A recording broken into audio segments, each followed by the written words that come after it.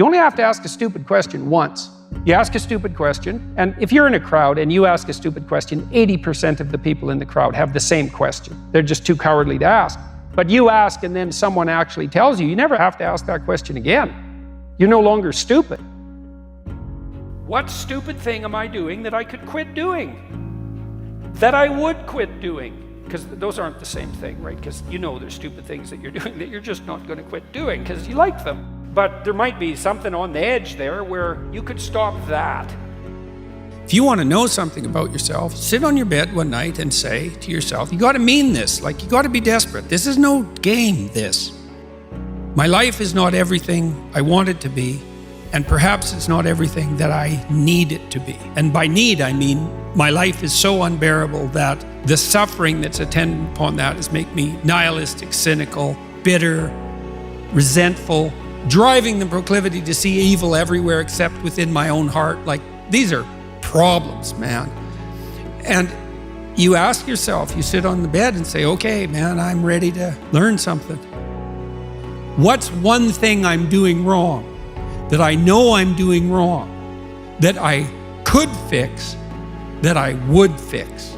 It's like, you meditate on that, you'll get an answer. And it won't be one you want, but it'll be the necessary one. You know, and it's often something that will point you to small things. Like, that works. You start making those micro improvements, like real micro improvements, real on the ground, actual micro improvements to things you know that are wrong, you'll improve unbelievably rapidly. The great people I know are brutally truthful to themselves and other people, and they have insanely adventurous lives. Get rid of everything you say that you only say to impress other people, and just see if you can say what you believe to be true. That's an adventure. That's the thing about the truth, you know? Well, you got to ask yourself, if you're not speaking the truth, who is it that's talking? If you're saying something that you do not believe to be true, it's not you talking. It's something else. It might be the part of you that wants to manipulate the other person into delivering what you think you want from them. Well, what is that spirit of manipulation that you've allowed to possess you? It's not you. Let's say you decide to live your whole life in that instrumental manner. You're going to craft your words like the student who says, well, I'm going to write what the professor wants to hear so I get the grade. It's like, well, you just turn yourself into that. Well, who is it that's doing that manipulating? It's not you, because those aren't your words. So even if you get the grade, it's not you that got the grade. It's the false you. It's the manipulative you. So you do that your whole life. You don't have your life.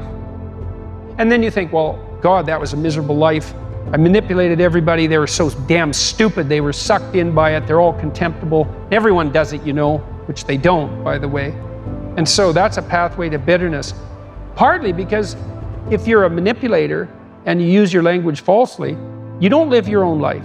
You live the life of whatever possesses you when you think it's you manipulating. And so you live the life of the spirit of manipulation.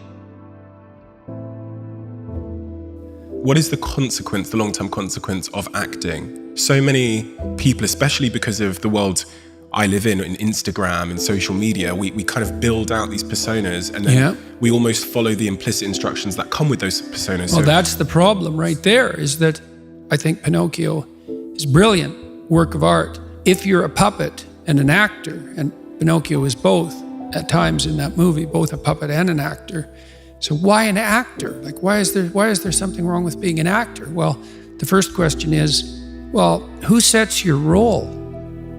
And then the second question is, who's pulling your strings? So you've put on this front that is there to make you popular and sexy and desirable and to mask from yourself your own inadequacies. But that's a role. Well, who wrote it? And for what purpose? And you know, maybe you're acting out a tragedy. Maybe you're acting out Narcissus. You don't know, because you've put that on yourself in an attempt in some ways to deliver to people what they want, or more accurately, to look as though you're delivering to people what they want. And it's not nothing to do that, right? Because at least you're attempting, in some sense, to adapt to the social world. Someone who's really infantile and dependent, someone who's never left home, part of their problem is that they haven't crafted a persona. So you don't want to denigrate it entirely, but it's no substitute for the real thing. And it turns out that not only is what we want from each other the real thing, but that's also the adventure of your life.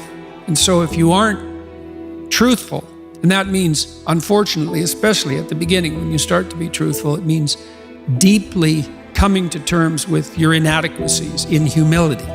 So it's very painful. Without that, you don't have the adventure of your life. You have the role that you've acquiesced to. And that'll take all the meaning out of your life.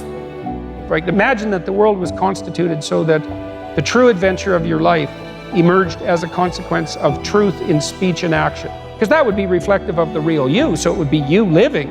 And then imagine that the adventure that would occur if you dwelled in the truth would be so overwhelming that it would justify all the suffering. I've really contended with this idea of struggle and chaos in my life and the role it plays. And once upon a time, I thought I was trying to rid my life of chaos and struggle.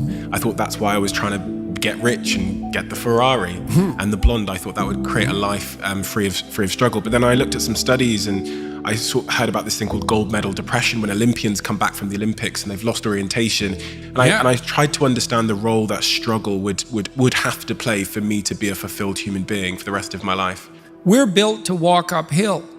And when you reach the pinnacle of the hill, you want to stop and appreciate the vision. But the next thing you want is a higher hill in the distance, because it's the uphill climb that it's from the uphill climb that we derive our value. And I mean this technically.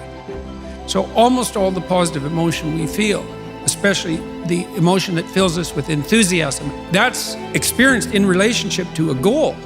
And so in some sense, you want a goal that you can never attain, right? So you can always move closer to the goal that recedes as you move towards it. You think, well, that's frustrating. It's like Sisyphus pushing the rock uphill. But it's not, because as you pursue that goal, you put yourself together and your life does get better and richer and more abundant. And that's why the highest levels of virtue and goal are in some sense transcendent. You want them to be above everything you're doing so you can continually move towards something that's more sublime and better. That's what you are. You're here to live, not to sleep.